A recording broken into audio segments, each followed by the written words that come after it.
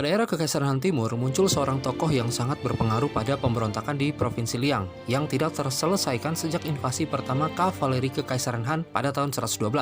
Dan menurut catatan sejarah, perlawanannya terhadap Kekaisaran Han Timur yang korup selama kurun waktu 30 tahun lamanya menjadikannya sebagai simbol perlawanan suku Qiang. Dialah sang pembela suku Qiang, Han Sui.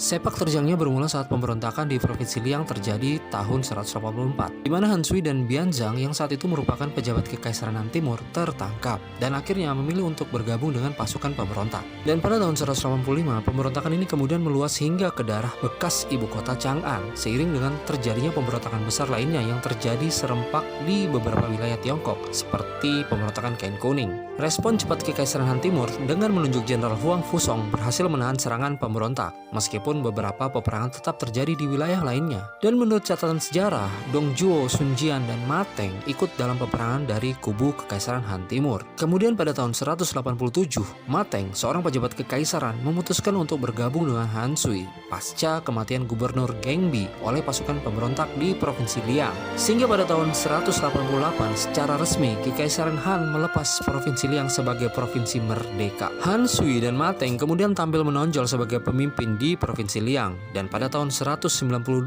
Dong Zhuo melakukan perjanjian damai sehingga aliansi mereka tercipta pada kepemimpinan sementara Guosi dan Li Jue setelahnya. Dan pada tahun yang sama Ma Teng dan Han Sui justru melakukan aksi pengkhianatan dengan kampanye militer terhadap Chang'an yang langsung direspon oleh pasukan Li Jue, pimpinan Jenderal Guosi dan Fan Chou, sehingga berakhir dengan kemenangan telak pasukan Li Jue. Kecurigaan Ma Teng terhadap kedekatan Fan Chou dan Han Sui kemudian menjadi awal perseteruannya kelak, di mana setelah itu aliansi Ma Teng Han Sui retak setelah aksi balasan Han Sui dengan membunuh istri dan anak-anak Ma Teng sebagai balasan tindakan pengusiran paksa Ma Teng terhadapnya. Dan perseteruannya dengan keluarga Ma berlanjut pasca kematian Ma Teng di tahun 212 akibat skema Cao Cao dalam misi penaklukan wilayah utara. Meskipun tindakan Ma Chou dalam upaya mempertahankan Provinsi Liang dari ancaman Cao Cao pada Battle of Tongpas pada tahun 2011 sevisi dengannya, akan tetapi Han Sui tidak pernah percaya sepenuhnya padanya. Pasca bergabungnya Ma Chou ke kubu Liu Bei memberikan sinyal perlawanan Ma Chou sebagai bagian dari suku Qiang telah usai, sehingga hanya Han Sui sendirilah yang tetap setia melakukan perlawanan bersama suku Qiang hingga akhir hayatnya. Dan setelah 30 tahun lamanya ia memperjuangkan hak-hak suku Qiang, perlawanannya pun usai setelah kepalanya diberikan sebagai memento kepada Cao Cao pada tahun 2015. Dan menurut sejarah, diperkirakan saat itu usia Han Sui adalah